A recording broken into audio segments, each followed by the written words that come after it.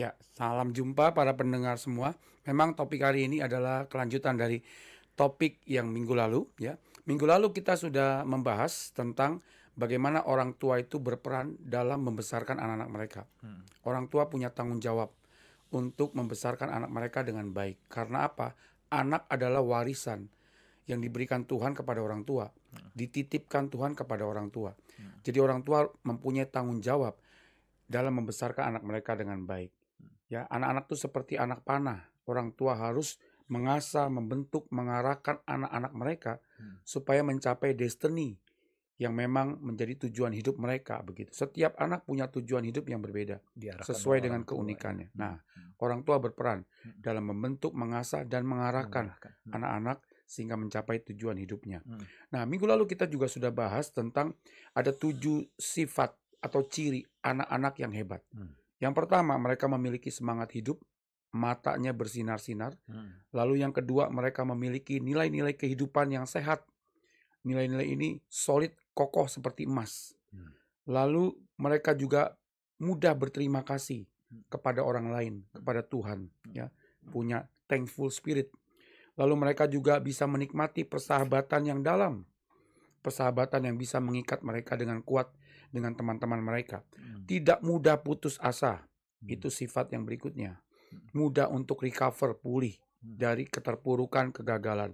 Lalu mereka juga memiliki pikiran yang terbuka untuk belajar. Ya, pikirannya itu seperti busa, spons, ya, yang selalu menyerap ya hal-hal yang memang bagus untuk mereka pelajari. Dan mereka juga memiliki belas kasihan kepada orang lain. Ya, nah itulah 7 sifat atau ciri anak-anak yang hebat.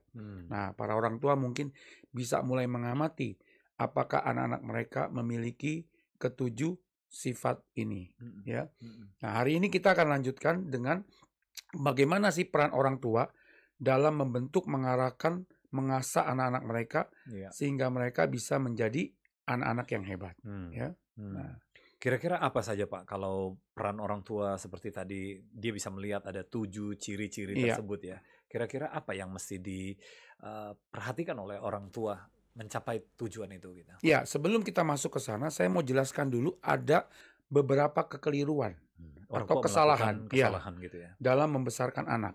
Ya, nah, yang pertama, mereka tidak memberikan cukup waktu untuk membangun relasi. Nah, seringkali mereka itu menekankan otoritasnya saja sebagai orang tua, tapi relasinya tidak dibangun dengan baik dengan anak-anak mereka. Nah, itu kekeliruan yang pertama. Yang kedua, mereka lebih peduli kepada prestasi anak, kepada nilai ujian anak, ranking anak, daripada karakter anak. Nah, jadi yang penting hasilnya bagus, dapat nilai A, dapat nilai 100, nggak peduli dari mana mereka dapat. Sehingga anak-anak akhirnya tumbuh menjadi pribadi-pribadi yang tidak jujur, yang melakukan segala hal, ya, baik halal maupun tidak, demi mencapai satu prestasi gitu. Nah, yang ketiga, kekeliruan yang ketiga, mereka sering menyalahkan, mengancam, menyerang, memanipulasi, mengontrol, atau memaksakan kehendak mereka kepada anak. Apa yang orang tua inginkan harus dikerjakan oleh anak. Termasuk orang tua seringkali memaksakan kehendak mereka dalam hal passion, dalam hal tujuan hidup bagi seorang anak. Yang berikutnya, mereka sulit untuk berempati terhadap pergumulan, kepedihan anak. Kalau anak dibully di sekolah misalkan, ketika pulang ke rumah mereka cerita, orang tua menanggapinya dengan enteng. Ah, jangan cengeng, gitu aja masa kamu sedih gitu.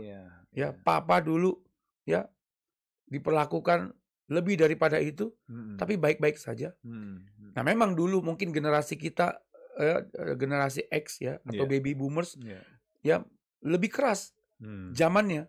Ya, dulu kita guru-guru lebih galak, murid-murid juga mungkin lebih membuli kita gitu ya. Tapi sekarang zaman sudah berubah. Ya, anak-anak kita kan seringkali dikatakan seperti anak-anak stroberi gitu. Ya, anak-anak yang lembek gitu. Sehingga mereka gampang terpukul ketika menghadapi ya pergumulan, bully di sekolah. Nah, orang tua kalau nggak peduli itu bisa membahayakan anak. Ya. Yang berikutnya terlalu cepat mengambil kesimpulan. terlalu cepat berasumsi, ya, tanpa meminta penjelasan. Ya, terlalu cepat ya menduga hal-hal yang negatif dari apa yang dilakukan oleh anak mereka. Berikutnya, kekeliruan berikutnya, sulit mengendalikan diri dan emosi. Jika ada sesuatu yang salah dalam diri anak, artinya emosinya tidak terkontrol. Ketika anak melakukan kesalahan, kelalaian, kegagalan, ya, orang tua langsung marah, langsung menghukum anak, ya, dengan keras begitu, ya. Kekeliruan berikutnya, orang tua sering mengatakan kepada anak apa yang harus mereka lakukan, tetapi diri mereka sendiri tidak melakukannya. Mereka tidak mendidik dengan teladan. Tidak menjadi contoh. Tidak menjadi contoh. Nah, ini juga akhirnya apa yang disampaikan, diajarkan orang tua kepada anak tidak efektif. Karena anak tidak melakukannya. Berikutnya, sering mengatakan perkataan yang negatif. Kamu ini bodoh, ya, kamu ini jelek, ya, kamu ini ya nggak berguna, males. Ya, nah, sehingga melukai harga diri, gambar diri anak. Ya, sehingga anak tumbuh sebagai pribadi-pribadi yang terluka.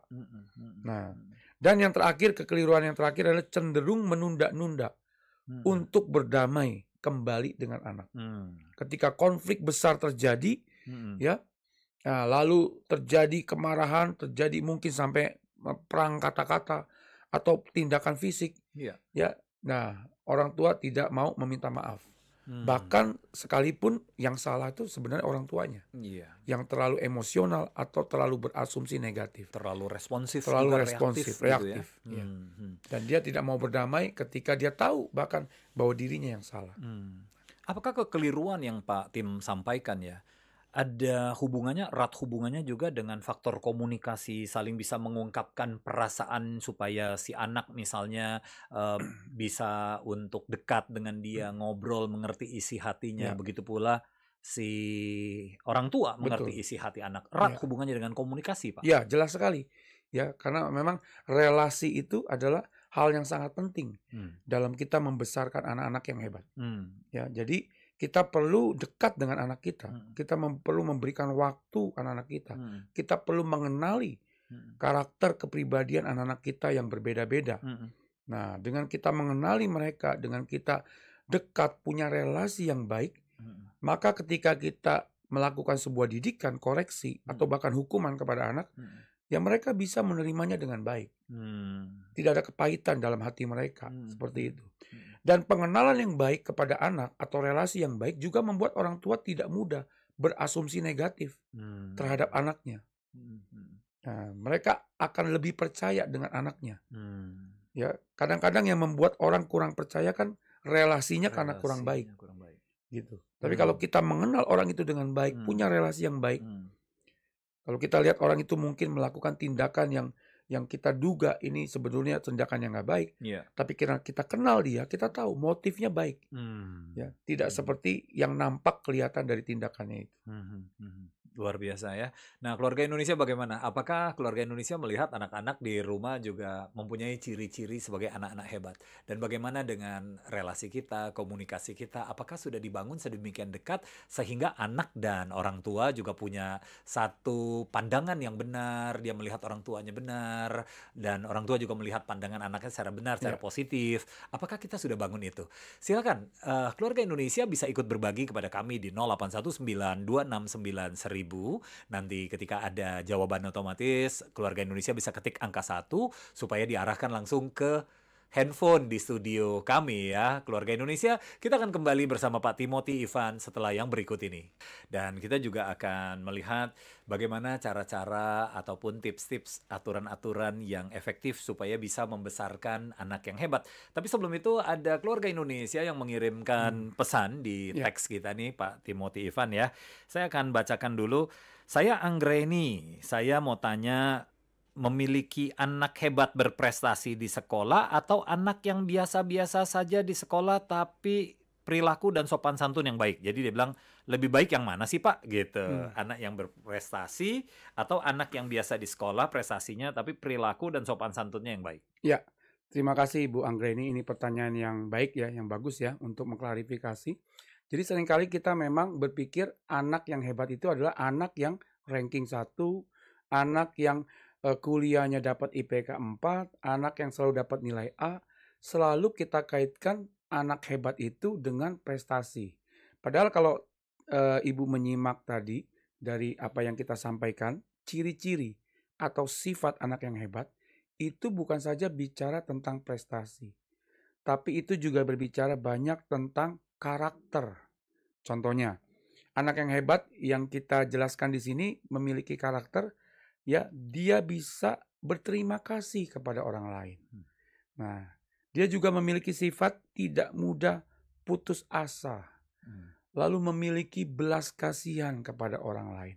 Jadi mari sama-sama para pendengar kita robah ya definisi kita tentang hebat. Nah, jangan sampai kita terjebak melihat sesuatu itu hebat kalau hanya dikaitkan dengan hal-hal yang bersifat materi atau prestasi. Tapi hebat di sini seharusnya adalah hebat yang holistik. Bukan cuma prestasinya excellent, tapi juga memiliki karakter yang luar biasa. Ya, dia sopan, dia itu lemah lembut, dia itu bisa peduli dengan orang lain gitu. Nah, anak yang hebat seperti itu yang kita ingin besarkan mereka seperti itu. Ya. Jadi sebenarnya dua hal ini juga sama-sama baik ya Pak ya. Anak yang berprestasi tapi juga anak yang punya perilaku. Betul. Kalau boleh dikatakan dua hal ini bukan hal yang ibarat tetangga yang saling marahan, tetapi memang dua-duanya ini memang dibutuhkan juga gitu ya. Baik, semoga Ibu Anggreni menjawab ya. Dan Pak Tim, kita lanjutkan lagi. Bagaimana di dalam aturan ataupun tips-tips cara-cara kita bisa membesarkan anak yang hebat? Iya, jadi ada 10 aturan ya yang diperlukan orang tua untuk bisa membesarkan anak-anaknya dengan hebat.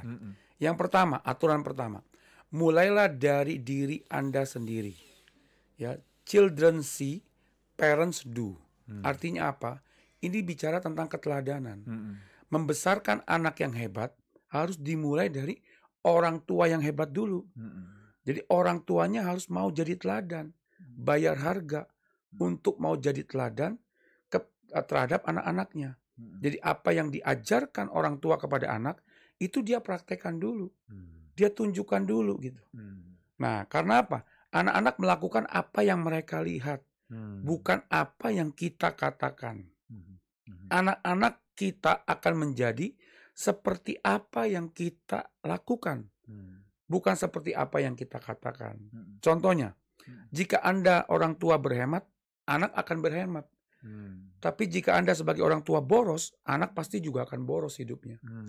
Jika Anda sebagai orang tua jujur, anak Anda juga pasti akan jujur. Tapi kalau Anda sebagai orang tua suka berbohong, anak Anda juga pasti suka berbohong. Nah, jadi aturan yang pertama ini penting. Untuk membesarkan anak yang hebat, dimulai dari orang tua yang hebat. Menjadi teladan dulu. Ya, menjadi teladan dulu untuk anak. Mulai dulu ya. Ya, untuk itu kita perlu memiliki nilai-nilai yang benar. Apa sih yang paling penting dalam hidup kita? Apa sih yang kita hargai? Nah, karena apa? Nilai itu menentukan perilaku kita. Contoh, kalau kita menganggap uang itu segala-galanya dalam hidup, uang adalah yang paling penting, paling berharga, maka kita akan kejar uang itu walaupun mungkin dengan mengorbankan hubungan. Nah, anak kita pasti akan mengikutinya juga. Dalam hidupnya pasti dia akan kejar uang itu, nggak peduli bagaimana caranya, gitu. Nah, jadi kita mesti memiliki nilai-nilai yang benar, nilai-nilai yang sehat. Nah, lalu juga ya kita perlu ya mengendalikan emosi kita. Setiap kita punya titik sensitif. Iya, betul. Ya. Nah, tombol yang sensitif. Mudah ke-trigger. Mudah ke-trigger, mudah marah, mudah emosi. Nah, situasi apa yang membuat kita hilang kesabaran? Apa yang membuat kita mudah marah? Contoh, ada orang yang mudah marah kalau dia lapar. Ada orang yang mudah marah kalau dia lelah, capek. Nah, kita mesti hati-hati ketika situasi datang seperti itu, kita mesti waspada. Sehingga kita tidak mudah melukai anak-anak kita. Nah, lalu kita perlu juga menangani kebiasaan-kebiasaan buruk kita. Untuk bisa jadi teladan yang baik, tentu kita harus berubah. Nah, setiap kita pasti punya kebiasaan buruk. Dan kebiasaan buruk biasanya susah dirubah. Sudah berakar. Dibentuk dari sejak kita kecil. Contoh, kita mudah emosi. Kita mudah mengeluarkan kata-kata yang tidak sopan, kata-kata yang keras, makian, ya. Kita mudah berpikir negatif, ya. Nah, atau kita tidak peduli ketika anak mau ngobrol, mau deket dengan kita. Kita sibuk dengan handphone kita, dengan televisi. Nah, ini kita harus rubah kebiasaan-kebiasaan buruk yang menjengkelkan ini, gitu. Karena kita nggak mungkin bisa jadi teladan yang baik kalau kita tetap terus memegang kebiasaan-kebiasaan buruk itu. Itu. Jadi aturan yang pertama adalah mulailah dari diri kita sendiri yang mau menjadi teladan bagi anak kita. Menjadi orang tua yang membesarkan anak yang hebat dimulai dari orang tua yang hebat. Orang tua yang menjadi teladan. Aturan yang kedua, membesarkan anak yang hebat itu membutuhkan komitmen pernikahan yang kokoh. Jadi love your spouse. Cintailah pasangan Anda. Nah, minggu lalu juga kita sudah singgung bahwa membesarkan anak yang hebat dibutuhkan dua pribadi. Bukan sendiri. Dibutuhkan dua orang. Yaitu papa dan mama. Ya. Nah, kebutuhan emosional anak itu akan berkembang dengan baik kalau papa mamanya itu saling mengasihi, saling mencintai, dan anak bisa melihat dengan mata mereka, di depan mereka, papa mama itu saling mengasihi, saling mencintai. Itu akan membuat kebutuhan emosi anak itu semakin berkembang dengan baik. Nah, faktor yang paling penting yang berkontribusi dalam membesarkan anak yang hebat adalah mempunyai pernikahan yang hebat. Ya, jadi great marriage brings great children. Pernikahan yang hebat akan menghasilkan anak yang hebat. Juga berarti, ya. Tapi kalau pernikahan kita kacau, berantakan, kawin cerai, ya pasti anak-anak kita juga tidak akan bisa bertumbuh menjadi anak-anak yang hebat. Jadi orang tua harus saling memelihara hubungan cinta yang mereka miliki. Waspada dengan tuntutan tekanan kehidupan yang muncul, ya. Nah, yang membuat hubungan antara kita dengan pasangan kita semakin renggang dan juga kepuasan pernikahan menurun. Nah, ada penelitian yang menunjukkan bahwa gairah kita kepada pasangan kita di awal pernikahan itu akan menurun memudar pada usia 6-30 bulan. Ya. Jadi cinta pertama itu, bulan madu itu akan pudar, menurun. Memasuki bulan saja, iya, memasuki bulan ke-6 dan bulan yang ketiga sampai dengan yang ke-30, iya. Biasanya di range antara itu. Ya, bulan ke-6 sampai 30 begitu. Nah, tinggal sekarang bagaimana mereka mengatasi ya kebosanan atau mungkin kejenuhan, ya. Merawat itu ya, Pak. Yang merawat itu atau mungkin tekanan-tekanan yang mereka hadapi ya dalam hal karir atau mulai muncul kehamilan, mulai anak lahir. Itu semua bisa membuat hubungan kita menjadi renggang begitu. Nah, ya, jadi kita harus menjaga merawat cinta kita, ya. Nah, bagaimana menjaga agar cinta tetap hidup? Yang pertama, komitmen. Punya komitmen. Dimulai dari komitmen. Bahwa apapun yang terjadi, konflik sebesar apapun, saya tidak akan meninggalkan pasangan saya. Yang kedua, punya kegigihan, keuletan untuk berusaha mengatasi berbagai konflik, tantangan dengan baik. Yang ketiga, punya kesehatan emosional yang baik. Ya. Tidak mudah depresi, stres, ya. Sehingga akhirnya kita lebih mudah emosional gitu terhadap pasangan kita. Berikutnya, punya nilai-nilai bersama yang dibangun atas kepercayaan. Dan punya passion yang sama, gairah yang sama. Yang dibangun atas dasar keintiman yang holistik. Keintiman holistik itu artinya keintiman, bukan keintiman seksual saja, tapi keintiman emosional kita. Keintiman juga jiwa kita. Itu kita harus bangun. Kita bersama, bisa tertawa bersama, gitu, berdoa bersama, ibadah bersama. Nah, dengan demikian keintiman seksual juga bisa terjaga dengan baik. Nah, itu aturan yang kedua. Jadi memiliki ya komitmen pernikahan yang kokoh. Nah, yang ketiga, aturan ketiga dalam membesarkan anak yang hebat adalah sadari kebutuhan anak yang terbesar. Kebutuhan anak yang terbesar itu apa sih?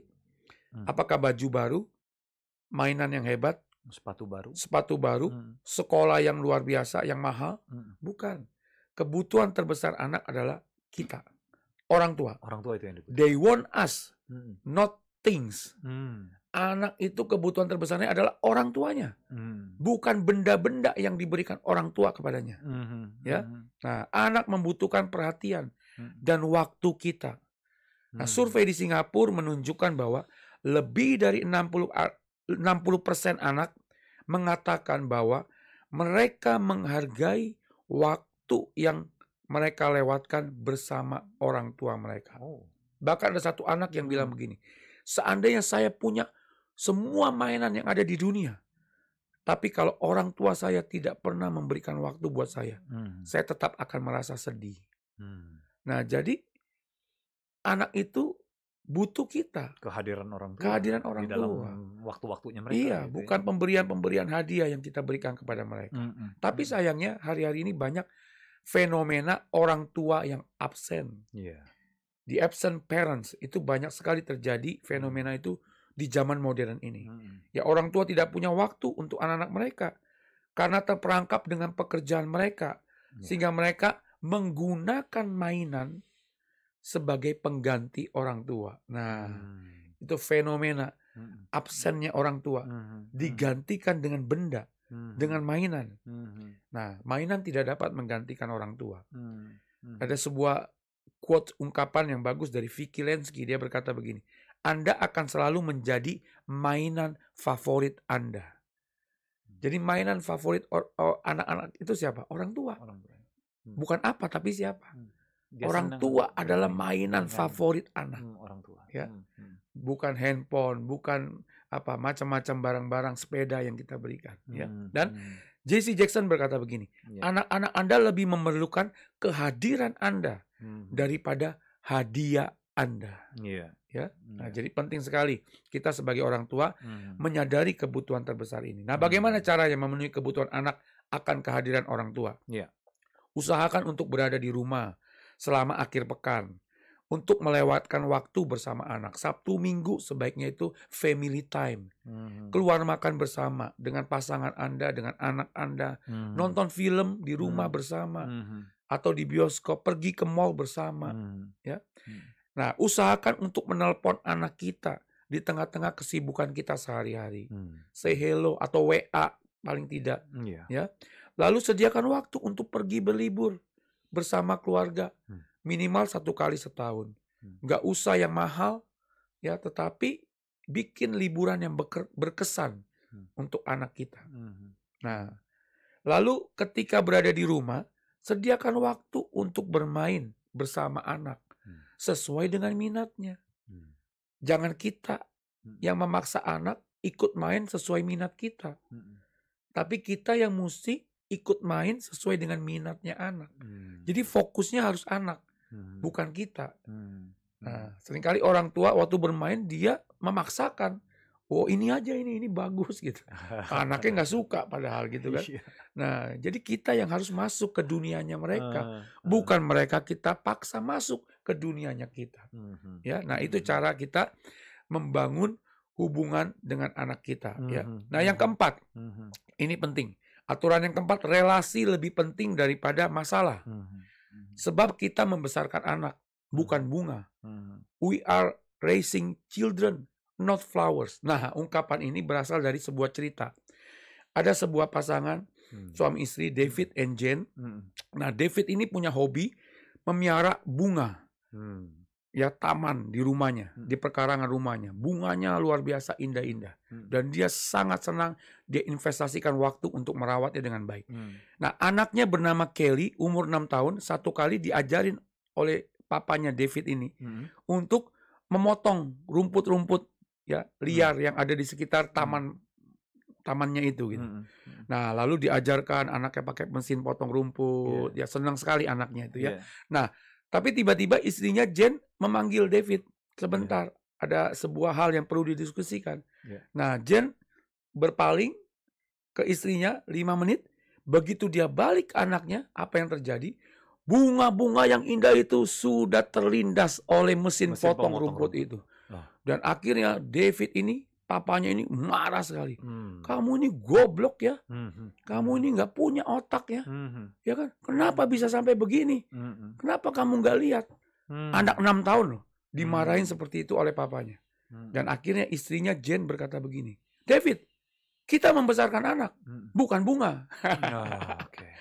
Seringkali kita orang tua lebih mementingkan barang, mobil kita, pot bunga kita yang dari porselen yang harganya ratusan juta dibanding hubungan, dibanding anak. Kalau mobil kita lecet karena anak, marahnya setengah mati kita. Pot bunga pecah, marahnya setengah mati. Dengar orang tua, benda bisa kita beli lagi. Tapi hati anak yang luka akibat emosi kita yang tidak terkontrol, itu sulit untuk dipulihkan. Ya, benda semahal apapun kita bisa dapatkan lagi. Kita bisa beli lagi. Kita bisa betulkan kembali. Nah, jadi ingat, relasi lebih penting daripada masalah. Relasi lebih penting daripada benda. Kebutuhan emosional anak lebih penting dari benda-benda yang ada di sekitar kita. Nah, sadari apa yang sangat mengganggu kita atau yang paling penting daripada relasi. Mungkin kita sebagai orang tua ya menganggap handphone kita lebih penting. Sehingga ketika handphone kita jatuh tersenggol oleh anak kita menjadi marah sekali. Nah, hari ini kita harus bertobat ya. Kalau ingin membesarkan anak-anak yang hebat ya lebih mementingkan relasi dengan mereka. Dan kalau kita salah, minta maaf kepada dia. Nah, lakukan refleksi diri. Apa masalah ini patut dipertengkarkan nggak dengan mengorbankan relasi? Apakah harapan saya realistis atau enggak? Apakah saya sudah mendengar dan memahami perspektif anak saya tentang masalah yang dia hadapi? Nah, apa cara-cara produktif yang dapat saya lakukan untuk mengatasi konflik tanpa merusak relasi? Nah, itu yang harus kita pikirkan dalam membangun relasi dengan anak kita. Sepertinya ada keluarga Indonesia juga yang akan bertanya kepada Pak Timothy ya. Sebentar sebelum kita menjawab pertanyaan, kita akan kembali lagi setelah yang berikut ini dengan pertanyaan-pertanyaan dari keluarga Indonesia di 0819269000. Rekan anak-anak yang hebat, sebelum kita kembali melanjutkan apa saja seperti tadi kita memberi contoh, teladan dan lain-lain, ini ada beberapa pendengar keluarga Indonesia yang menyampaikan pertanyaan ataupun tanggapan ya. Di sini ada Ibu Enyi di Tangerang, terima kasih. Dia berkata, puji Tuhan, saya sangat bahagia karena anak-anak saya takut akan Tuhan, Pak. Ya, luar biasa. Terima kasih. Begitu pula ada Opung Roy Panjaitan. Opung Roy sangat setuju, Pak Timothy, kalau orang tua harus memberi contoh yang baik untuk mengasuh anak.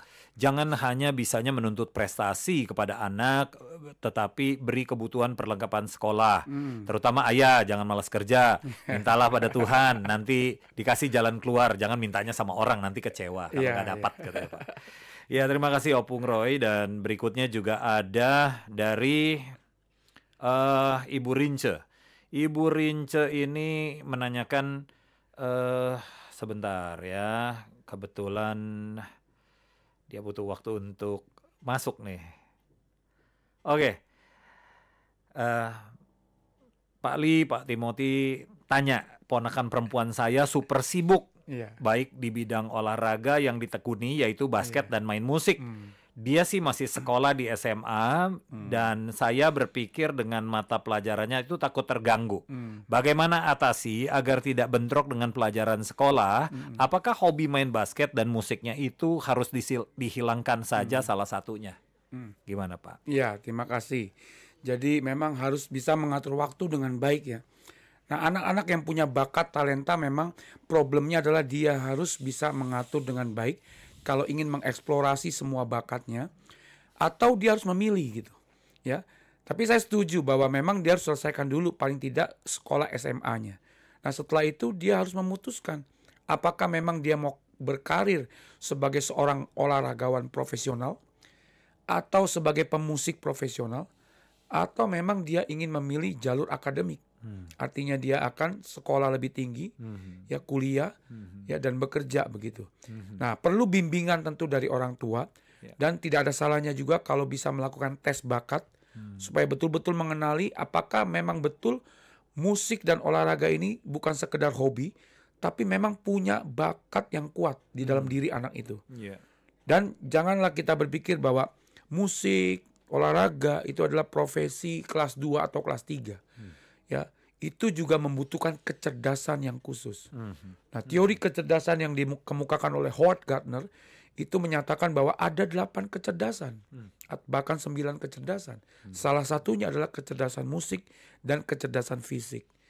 Nah, jadi olahragawan itu juga orang yang cerdas. Lionel Messi itu orang yang cerdas. Ya, Ahmad Dhani itu orang yang cerdas. Mereka orang-orang yang berhasil di bidang musik, olahraga, itu mereka orang yang cerdas. Tidak kalah dengan Einstein gitu. Nah, jadi kita juga harus merubah pandangan kita gitu ya. Nah, jadi memang sebaiknya SMA-nya diselesaikan, bagi waktu, lalu setelah itu coba putuskan, pilih mana yang mau ditekunkan, yang ditekuni untuk masa depannya. Ya. Baik. Terima kasih, semoga menjawab Bu Rince. Dan sebelum kita lanjutkan, ini juga ada Pak Nelson Marbun memberikan tanggapan, setuju Bung, like father, like son katanya. Gitu, terima kasih Pak. Oke, berikutnya gimana Pak? Tadi kita udah sampai ini ya, relasi itu penting sekali ya. Aturan yang kelima, ciptakan suasana untuk pertumbuhan. Karena iklim itu menentukan buahnya. Ya, kalau kita misalkan punya kebun, tanaman, ya. Nah, itu kan iklim sangat menentukan. Tanaman bisa tumbuh dengan baik atau tidak. Sama, anak-anak juga perlu iklim yang baik di rumah untuk bisa bertumbuh dengan baik. Nah, jadi ciptakan suasana iklim yang bisa memberikan pertumbuhan dalam diri anak di rumah. Yaitu apa? Iklim yang penuh kasih, penuh sukacita, penuh spontanitas. Anak bisa mengambil resiko tanpa takut. Ya, ada dorongan yang diberikan orang tua. Iklim yang penuh kolaborasi, kerjasama, kreativitas. Itu harus diciptakan dalam rumah kita. Hindari iklim suasana yang negatif dalam rumah. Yaitu iklim yang fokus pada apa yang salah. Fokus pada apa yang perlu dibetulkan. Curiga. Kurang percaya. Nah, iklim itu tidak memberi pertumbuhan yang baik dalam diri anak. Harus kita hindari, ya. Nah, ini ada sebuah puisi yang baik yang ditulis oleh Dorothy Low, ya, yang menggambarkan iklim itu sangat menentukan seorang anak.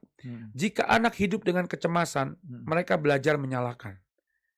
Jika anak hidup dengan kebencian, mereka belajar melawan.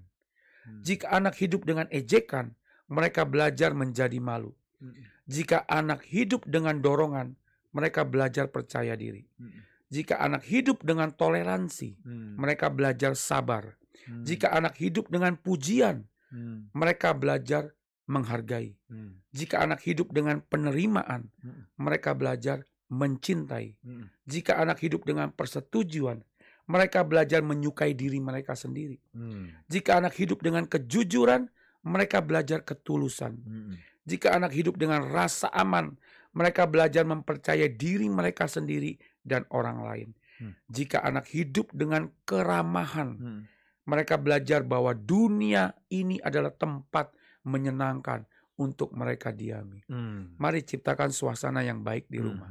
Yang keenam, aturan yang keenam, berikan perhatian pada minat anak.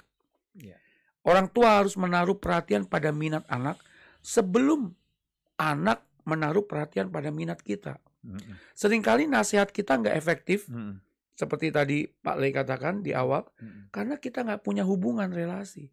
Nah, salah satu cara kita masuk relasi dengan anak, punya hubungan yang baik adalah kita interest dengan minatnya. Interest first, advice later. Minat lebih dulu. Jangan terlalu banyak komentar dulu ya. Nasihat belakangan.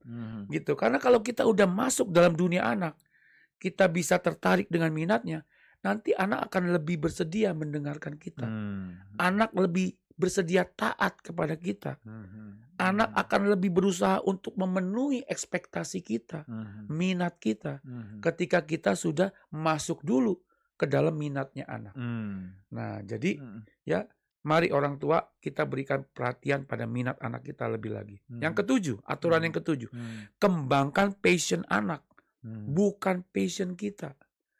Temukan sukacitanya, find their joy, bukan sukacita kita. Nah, hindari fenomena vicarious dreams, artinya apa ini? Mimpi yang diwakilkan. Contoh, dulu kita ingin jadi dokter tapi nggak kesampaian, jadinya akuntan. Sehingga waktu kita punya anak, kita paksa anak kita untuk bisa jadi dokter, untuk bisa supaya dia menggenapi mimpi kita. Padahal mimpinya dia bukan dokter. Nah, jadi hindari menjadi orang tua yang seperti itu. Kembangkan anak sesuai passion mereka. Ya. Nah, cara mengembangkan passion anak gimana? Fokus pada kekuatan mereka dan atasi kelemahannya. Puji ya kesuksesannya dia. Ya, kalau dia melakukan sesuatu dengan baik, nah itu adalah tanda awal dia punya passion di situ. Nah, puji itu supaya makin berkembang. Investasikan waktu untuk energi untuk mendorong usaha mereka atas passion mereka. Terlepas dari mereka berhasil atau gagal. Contoh, anak punya passion dalam olahraga. Waktu dia tanding kita nonton dong orang tua. Ya, kita jadi pemandu soraknya. Waktu dia gagal kalah dalam pertandingan, ya kita berikan dorongan kepada dia. Ya, kita berikan kekuatan gitu. Ya, nah, tunjukkan kepada mereka hal terbaik dari passion mereka. Nah, kalau kamu jadi seorang penulis, kamu bisa memberkati banyak orang dengan tulisan kamu. Nah, tulisan kamu tetap ada walaupun kamu sudah meninggal. Nah, beri dia gambaran bahwa passion dia itu bisa memberkati banyak orang. Nah, yang ke-8, bantu anak mengatasi kegagalannya. We are all human. Kita semua manusia yang bisa gagal. Bahkan setiap anak akan menghadapi kegagalan, kebimbangan pada saat mereka bertumbuh. Nah, jadi orang tua ya jangan terlalu kita ya takut anak itu gagal. Ya, tapi kita harus membantu dia ketika dia gagal. Nah, bagaimana caranya? Bantulah anak Anda untuk melihat atau mendefinisikan keberhasilan atau kegagalan. Sebetulnya yang bisa kita katakan gagal itu ketika anak berhenti mencoba. Itu yang gagal. Itu. Ya, kegagalan itu sebetulnya bukan artinya kita kalah. Ya. Ada ungkapan yang berkata begini, pemenang bukanlah orang yang tidak pernah kalah, tapi orang yang tidak pernah berhenti mencoba. Jatuh bangkit lagi. Jatuh bangkit lagi. Nah, itulah definisi yang benar tentang kegagalan, yaitu kalau kita berhenti mencoba. Lalu dampingi anak saat mereka gagal, jangan menghakimi dia, menghukum dia. Dengarkan ketika mereka ingin bicara, beri dia waktu. Untuk dia mungkin mengatasi emosinya, untuk dia melampiaskan kemarahan, kekecewaannya. Nah, lalu ketika dia sudah bersedia terbuka, baru kita bisa masuk bertanya kepada dia dan memberikan saran-saran kepada dia. Yang ke-9, aturan yang ke-9 ini penting. Jangan bereaksi terlalu tegang. Jangan jadi orang yang terlalu serius. Ya, dikit-dikit kita itu tersinggung ya. Dalam membesarkan anak-anak itu perlu kita itu humor, keceriaan gitu, ya. Nah, jadi jangan memberi koreksi, teguran ketika sedang bersenang-senang dengan anak kita. Waktunya bersenang-senang main ya mainlah. Jangan di tengah-tengah main kita nasihatin, ya itu anak jengkel tuh. Ya, ada waktunya kita nasihatin dia. Ketika main ya mainlah, ya fokuslah untuk bersenang-senang dengan dia. Nah, jadikan keceriaan itu sebagai gaya hidup kita. Dan aturan yang ke-10, berikan pengakuan yang positif kepada anak kita. Kenapa orang tua gagal memberikan pengakuan yang positif? Karena mereka cenderung seringkali berpikir negatif. Kalau kita pikirannya negatif, pasti kita sulit memberikan pengakuan yang positif. Sulit memuji, memberikan apresiasi kepada anak kita. Yang kedua, karena kita cenderung mengharapkan prestasi yang tinggi. Kita cenderung puas kalau anak kita dapat ranking 1, nilai A. Ya, sehingga ketika dia dapat nilai 80, bagi kita masih kurang. Kita nggak bisa menghargai, memuji dia. Nah, yang ketiga, karena kita tidak pernah mendapatkan pengakuan juga mungkin waktu kita menjadi seorang anak. Sehingga kita juga nggak mampu memberikan pengakuan itu kepada anak kita. Dan yang keempat, karena ego kita itu mengalami keretakan. Ego yang retak itu karena apa? Karena kita dari kecil nggak pernah dihargai, dipuji oleh orang tua kita. Egonya itu sakit, retak, sehingga kita juga nggak bisa memberikan pujian kepada anak kita. Nah, jadi orang tua harus berubah. Ya, belajarlah untuk memuji, menghargai anak kita. Nah, dan yang terpenting adalah berikan waktu kita. Karena anak itu mendefinisikan cinta atau mengejak cinta itu dengan kata waktu. Love is a time bagi seorang anak. Baik. Ya, keluarga Indonesia, itu penjelasan dan juga informasi-informasi yang dibawakan Pak Timothy Ivan, pendidik keluarga, pelayanan keluarga. Seputar topik kita tentunya membesarkan anak-anak yang hebat. Keluarga Indonesia yang ingin kembali mendengarkan ataupun juga membagikan informasi ini bisa membagikannya di YouTube Heartland Network, dan juga tentunya kita akan berjumpa kembali di minggu depan di dalam program Sketsa Keluarga Indonesia. Dari studio saya Lesa Triadi dan narasumber kami Pak Timothy Ivan, mohon pamit, sampai berjumpa lagi.